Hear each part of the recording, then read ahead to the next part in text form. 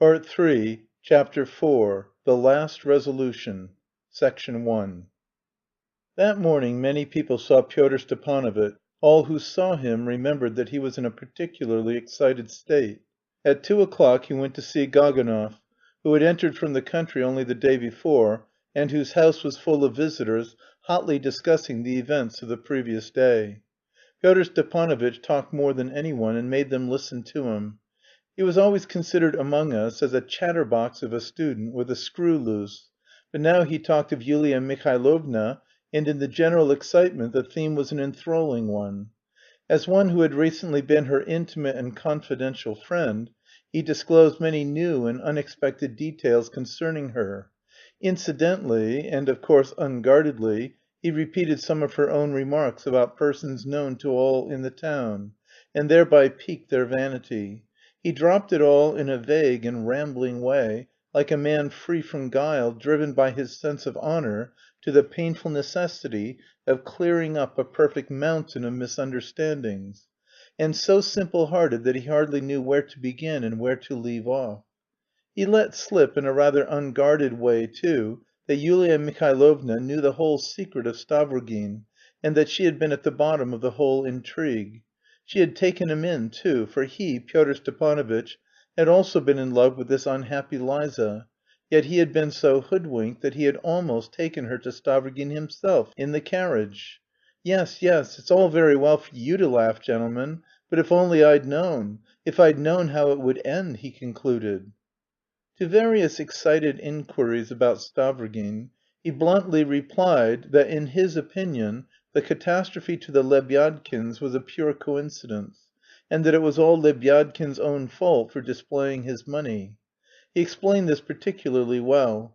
One of his listeners observed that it was no good his pretending, that he had eaten and drunk and almost slept at Yulia Mihailovna's, yet now he was the first to blacken her character, and that this was by no means such a fine thing to do as he supposed. But Pyotr Stepanovitch immediately defended himself. "I ate and drank there, not because I had no money, and it's not my fault that I was invited there. Allow me to judge for myself how far I need to be grateful for that." The general impression was in his favour. He may be rather absurd, and of course he is a nonsensical fellow, yet still he is not responsible for Yulia Mihailovna's foolishness. On the contrary, it appears that he tried to stop her. About 2 o'clock the news suddenly came that Stavrogin, about whom there was so much talk, had suddenly left for Petersburg by the midday train. This interested people immensely; many of them frowned. Pyotr Stepanovitch was so much struck that I was told he turned quite pale and cried out strangely, "Why, how could they have let him go?" He hurried away from Gaganov's forthwith, yet he was seen in 2 or 3 other houses. Towards dusk he succeeded in getting in to see Yulia Mihailovna, though he had the greatest pains to do so, as she had absolutely refused to see him. I heard of this from the lady herself only 3 weeks afterwards, just before her departure for Petersburg. She gave me no details, but observed with a shudder that he had on that occasion astounded her beyond all belief. I imagine that all he did was to terrify her by threatening to charge her with being an accomplice if she said anything. The necessity for this intimidation arose from his plans at the moment, of which she, of course, knew nothing, and only later, 5 days afterwards, she guessed why he had been so doubtful of her reticence, and so afraid of a new outburst of indignation on her part. Between 7 and 8 o'clock, when it was dusk, all the 5 members of the quintet met together at Ensign Urkel's lodgings in a little crooked house at the end of the town. The meeting had been fixed by Pyotr Stepanovitch himself, but he was unpardonably late, and the members waited over an hour for him. This Ensign Erkel was that young officer who had sat the whole evening at Virginsky's, with a pencil in his hand and a notebook before him. He had not long been in the town. He lodged alone with 2 old women, sisters, in a secluded by-street, and was shortly to leave the town. A meeting at his house was less likely to attract notice than anywhere. This strange boy was distinguished by extreme taciturnity. He was capable of sitting for a dozen evenings in succession in noisy company, with the most extraordinary conversation going on around him, without uttering a word. though he listened with extreme attention, watching the speakers with his childlike eyes. His face was very pretty, and even had a certain look of cleverness. He did not belong to the quintet; it was supposed that he had some special job of a purely practical character. It is known now that he had nothing of the sort, and probably did not understand his position himself. It was simply that he was filled with hero worship for Pyotr Stepanovitch, whom he had only lately met.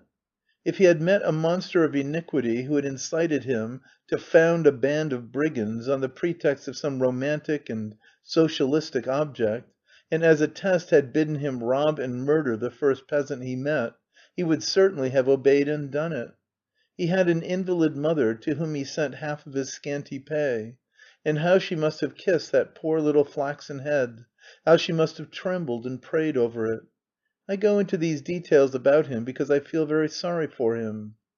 Our fellows were excited. The events of the previous night had made a great impression on them, and I fancy they were in a panic. The simple disorderliness in which they had so zealously and systematically taken part had ended in a way they had not expected. The fire in the night, the murder of the Lebyadkins, the savage brutality of the crowd with Liza, had been a series of surprises which they had not anticipated in their programme. They hotly accused the hand that had guided them of despotism and duplicity. In fact, while they were waiting for Pyotr Stepanovitch, they worked each other up to such a point that they resolved again to ask him for a definite explanation, and if he evaded again, as he had done before, to dissolve the quintet and to found instead a new secret society for the propagation of ideas, and on their own initiative on the basis of democracy and equality. Liputin, Shigalov, and the authority on the peasantry supported this plan. Lyamshin said nothing, though he looked approving. Virginsky hesitated, and wanted to hear Pyotr Stepanovitch first. It was decided to hear Pyotr Stepanovitch, but still he did not come. Such casualness added fuel to the flames. Erkel was absolutely silent, and did nothing but order the tea, which he brought from his landlady's in glasses on a tray, not bringing in the samovar, nor allowing the servant to enter. Pyotr Stepanovitch did not turn up till 8:30. With rapid steps he went up to the circular table before the sofa, round which the company were seated. He kept his cap in his hand and refused tea. He looked angry, severe, and supercilious. He must have observed at once from their faces that they were mutinous. "Before I open my mouth you've got something hidden. Out with it." Liputin began "in the name of all," and declared in a voice quivering with resentment that if things were going on like that they might as well blow their brains out. Oh, they were not at all afraid to blow their brains out, they were quite ready to, in fact, but only to serve the common cause (a general movement of approbation). So he must be more open with them so that they might always know beforehand, or else what would things be coming to? Again a stir, and some guttural sounds. To behave like this was humiliating and dangerous. We don't say so because we are afraid, but if one acts and the rest are only pawns, then one would blunder and all would be lost. Exclamations. "Yes, yes." General approval. "Damn it all, what do you want?" "What connection is there between the common cause and the petty intrigues of Mr. Stavrogin?" cried Liputin, boiling over. "Suppose he is in some mysterious relation to the centre, if that legendary centre really exists at all, it's no concern of ours. And meantime a murder has been committed, the police have been roused. If they follow the thread they may find what it starts from." "If Stavrogin and you are caught, we shall be caught too," added the authority on the peasantry. "And to no good purpose for the common cause," Virginsky concluded despondently. "What nonsense! The murder is a chance crime. It was committed by Fedka for the sake of robbery." "H'm. Strange coincidence, though," said Liputin, wriggling. "And if you will have it, it's all through you." "Through us?" "In the first place, you, Liputin, had a share in the intrigue yourself. And the second chief point is, you were ordered to get Lebyadkin away, and given money to do it. And what did you do? If you'd got him away nothing would have happened." "But wasn't it you yourself who suggested the idea that it would be a good thing to set him on to read his verses?" "An idea is not a command. The command was to get him away." "Command? Rather a queer word. On the contrary, your orders were to delay sending him off." "You made a mistake and showed your foolishness and self will. The murder was the work of Fedka, and he carried it out alone for the sake of robbery. You heard the gossip and believed it. You were scared. Stavrogin is not such a fool, and the proof of that is he left the town at 12 o'clock after an interview with the vice governor. If there were anything in it they would not let him go to Petersburg in broad daylight." "But we are not making out that Mr. Stavrogin committed the murder himself," Liputin rejoined spitefully and unceremoniously. "He may have known nothing about it, like me. And you know very well that I knew nothing about it, though I am mixed up in it like mutton in a hash." "Whom are you accusing?" said Pyotr Stepanovitch, looking at him darkly. "Those whose interest it is to burn down towns." "You make matters worse by wriggling out of it. However, won't you read this and pass it to the others, simply as a fact of interest?" He pulled out of his pocket Lebyadkin's anonymous letter to Lembke and handed it to Liputin. The latter read it, was evidently surprised, and passed it thoughtfully to his neighbour. The letter quickly went the round. "Is that really Lebyadkin's handwriting?" observed Shigalov.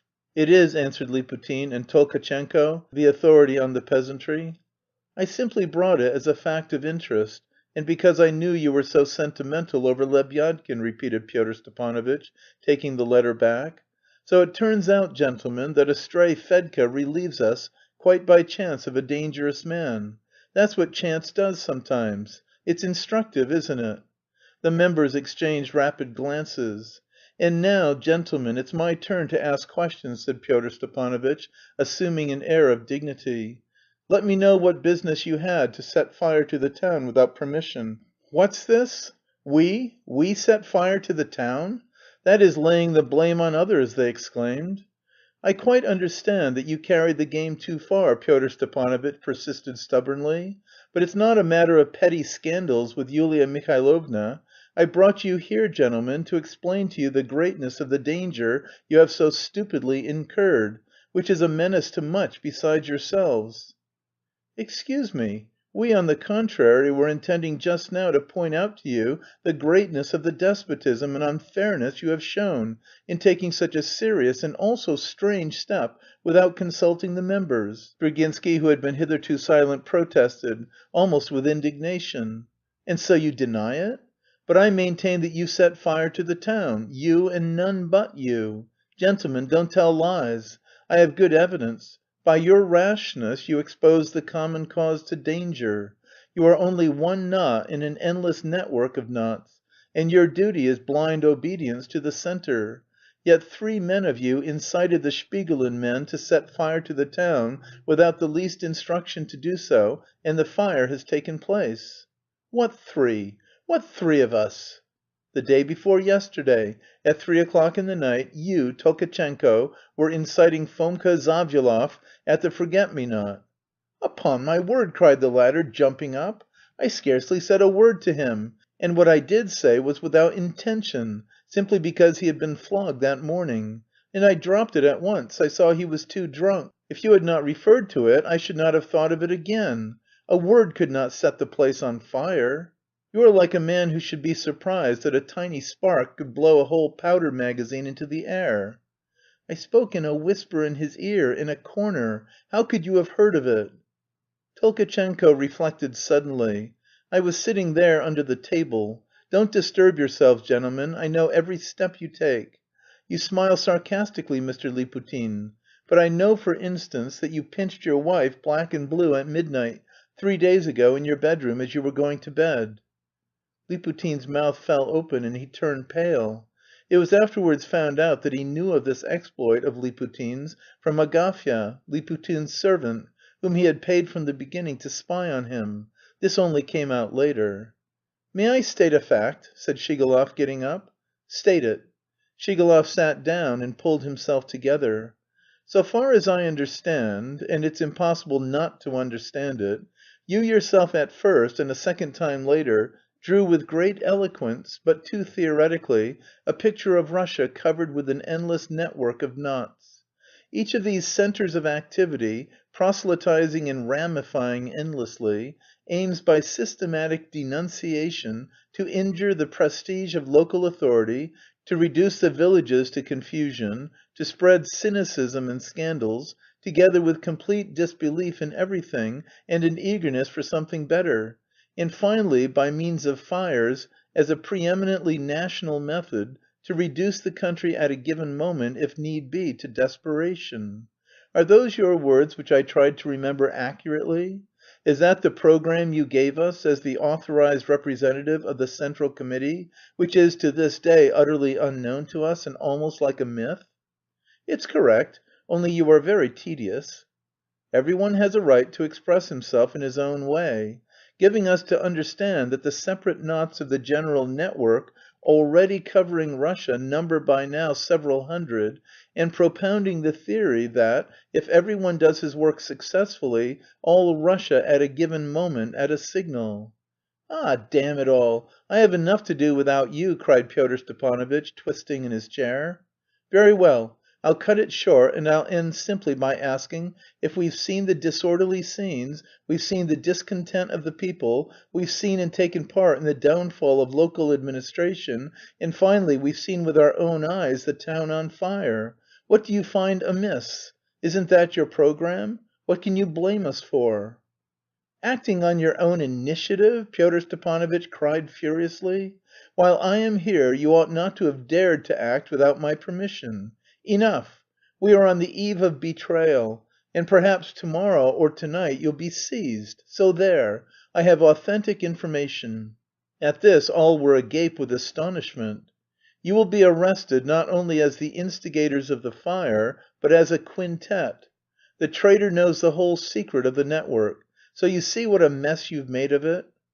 "Stavrogin, no doubt," cried Liputin. "What? Why Stavrogin?" Pyotr Stepanovitch seemed suddenly taken aback.